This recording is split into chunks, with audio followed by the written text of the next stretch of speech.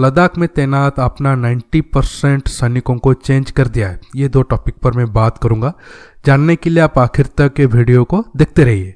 देखिए, लद्दाख क्षेत्र में तैनात चीनी सैनिकों से भीषण ठंड सही नहीं जा रही है। इसी कारण पिछले एक वर्ष में उनके 90% से अधिक सैनिक बदले जा चुके हैं। इसका मुख्य कारण लद्दाख क्षेत्र में हाड़ कंपा देने वाली ठंडी बताया जा रहा है, परंतु किसी भी जंग या सुरक्षा के लिए सैन्य बल भी उतना ही महत्वपूर्ण होता है जितना कि शस्त्र बल, तथा इसी क्षेत्र में चीन भारत के मुकाबले पीछे छूट जाता है।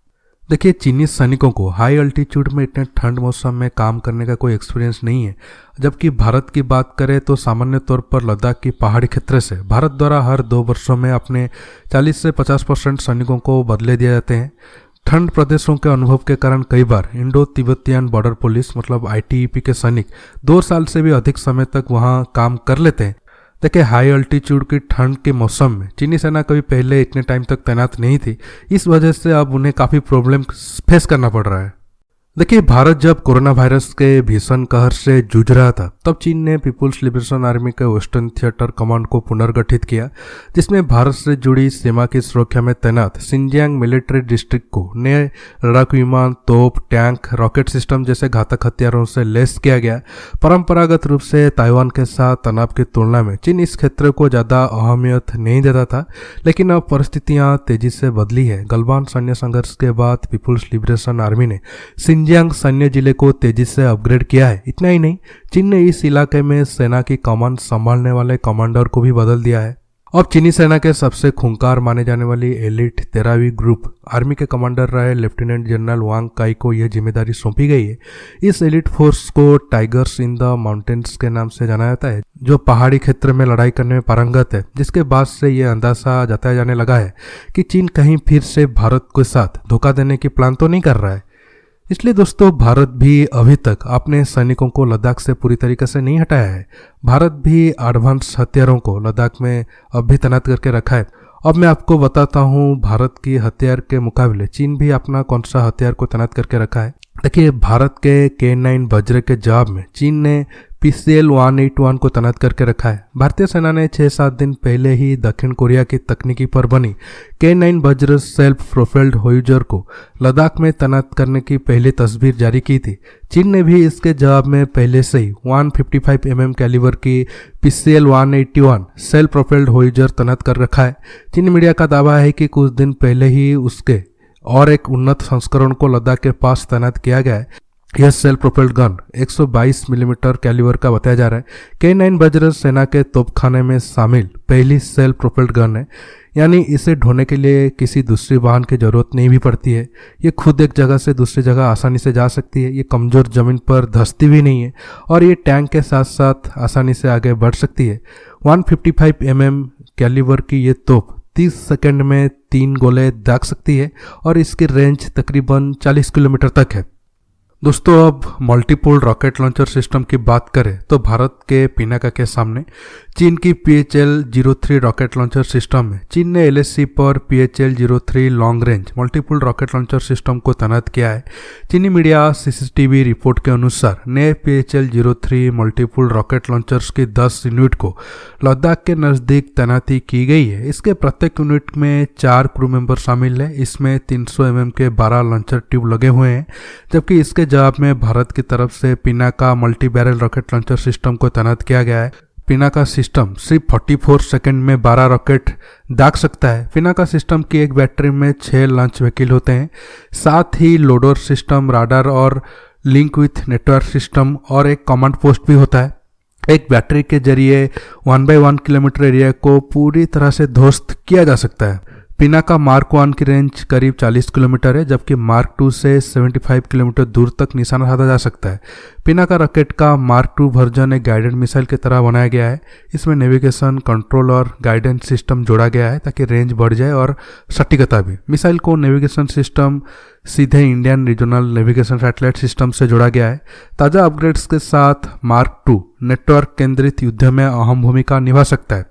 दोस्तों, अब दोनों देशों की टैंक की बात करते हैं। चीनी लाइट टैंक के जवाब में भारत ने लद्दाख में भारी भरकम टैंक तैनात किया है। चीन ने लद्दाख में टाइप 15 लाइट टैंक को तैनात किया हुआ है। ये टैंक पठारी क्षेत्रों में तेजी से प्रतिक्रिया कर लड़ाई को घातक बना सकते हैं। सिंजियांग और तिब्बत दोनों सैन्य कमान अब इन हल्के टैंक को संचालन कर रहे हैं।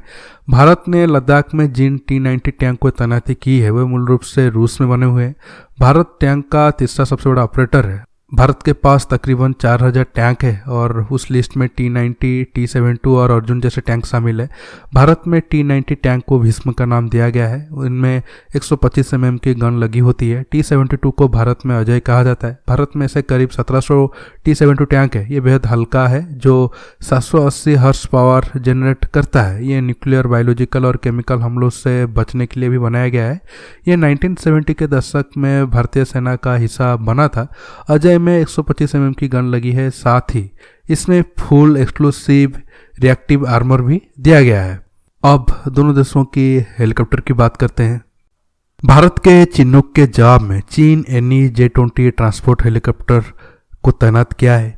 चिनूक की बात करें तो बेहद तेज रफ्तार हेलीकॉप्टर है जो 315 किलोमीटर प्रति घंटा की रफ्तार से उड़ान भर सकता है। यह multi role vertical lift platform वाला हेलीकॉप्टर है जो सैनिकों और उनके हथियार, साजो सामान और ईंधन को लेकर एक जगह से दूसरी जगह जा सकता है। चिनूक पूरी तरह से integrated digital cockpit management system और कॉमन एविएशन आर्किटेक्चर वाला हेलीकॉप्टर है। इसमें सामानों को लाने और ले जाने के लिए एडवांस हैंडलिंग सिस्टम है और वायुसेना के अलग अलग ऑपरेशनों के लिए काफ़ी मुफीद है। चीन ने भारत के चिनूक ट्रांसपोर्ट हेलीकॉप्टर के जवाब में अपने J-20 हेलीकॉप्टर को तैनात किया है। चीन का दावा है कि यह हेलीकॉप्टर किसी मौसम में सैनिकों और सैन्य साजो सामान को पहुंचा सकता है। इसके अलावा J-8G विशाल ट्रांसपोर्ट हेलीकॉप्टर को भी तैनात किया गया है। यह हेलीकॉप्टर 4500 फीट की ऊंचाई पर भी काम कर सकता है। इसके साथ भारत ने अपाचे हेलीकॉप्टर तैनात किया है तो चीन जवाब में J-10 अटैक हेलीकॉप्टर को तैनात किया है। अपाचे अपने मॉडर्न इलेक्ट्रॉनिक सिस्टम की वजह से दुनिया का सबसे उन्नत युद्धक हेलीकॉप्टर माना जाता है। AH-64E अपाचे हेलीकॉप्टर रात के अंधेरे में भी दुश्मन पर मार करने में सक्षम है। अपाचे की खासियत यह है कि यह हर मौसम में उड़ान भरने में सक्षम है। ये 1 मिनट में 128 टारगेट उड़ाने की क्षमता रखता है। बिना सामने आए छिपकर वार करने के लिए यह हेलीकॉप्टर शानदार है। अपाचे अटैक हेलीकॉप्टर में 16 एंटी टैंक AGM-114 हेलीफायर और स्ट्रिंगर मिसाइल लगी होती है। हेलीफायर मिसाइल किसी भी आर्म्ड व्हीकल जैसे टैंक, तोप, BMP वाहनों को पल भर में उड़ा सकती है। वहीं स्ट्रिंगर मिसाइल हवा से आने वाले किसी भी खतरे का सामना करने में सक्षम है। इसके साथ ही इसमें हाइड्रा 70 ऑन गाइडेड मिसाइल भी लगा होता है जो जमीन पर किसी भी निशाने को तबाह कर सकता है। भारत के अपाचे के जवाब में चीन ने लद्दाख के अपोजिट साइड अक्साई चीन एरिया में J-10A अटैक हेलीकॉप्टर को तैनात किया है। पिछले साल चीन ने इस हेलीकॉप्टर के लाइव फायर ड्रिल को भी आयोजित किया था। J-10 हेलीकॉप्टर को मुख्य रूप से दुश्मन के इलाके में घुसकर हमला करने के लिए विकसित किया गया है जो एंटी टैंक और एयर टू एयर मिसाइलों से लैस है। इस हेलीकॉप्टर को चीन ने पहली बार 2003 में प्रदर्शित किया था। इस हेलीकॉप्टर में गनर आगे सीट पर जबकि पायलट पीछे सीट पर बैठा रहता है। इसमें 8 की संख्या में AJ-10 anti tank guided missile और 8 DY-19 air to air missile भी लगी होती है। इसके अलावा 4 PL-5, PL-7 और PL-9 air to air missile भी तैनात होती है। दोस्तों आप समझ गए होंगे दोनों देश लद्दाख में अपना तैयारी बिल्कुल करके रखे हैं। लेकिन दोस्तों जंग सिर्फ एडवांस हथियार की वजह से नहीं बल्कि सैनिकों की वजह से भी जीता जाता है। लेकिन दोस्तों जैसे आप जाना चीन ने लगभग 1 साल के अंदर अपना 90% सैनिकों को लद्दाख से चेंज करके दूसरी जगह भेज दिया है। इससे आप अंदाजा लगा सकते हो चीनी सैनिक कितने कमजोर है। अगर भारत के साथ उनका मुकाबला होता है तो चीन को जंग जीतने में काफ़ी मुश्किलें आ सकता है। दोस्तों आज के टॉपिक में बस इतना ही। आपको ये वीडियो कैसा लगा नीचे कमेंट बॉक्स में कमेंट करके बताइए। दोस्तों रुकता हूँ, बहुत जल्द एक न्यू टॉपिक के साथ मिलूंगा। नमस्कार, जय हिंद।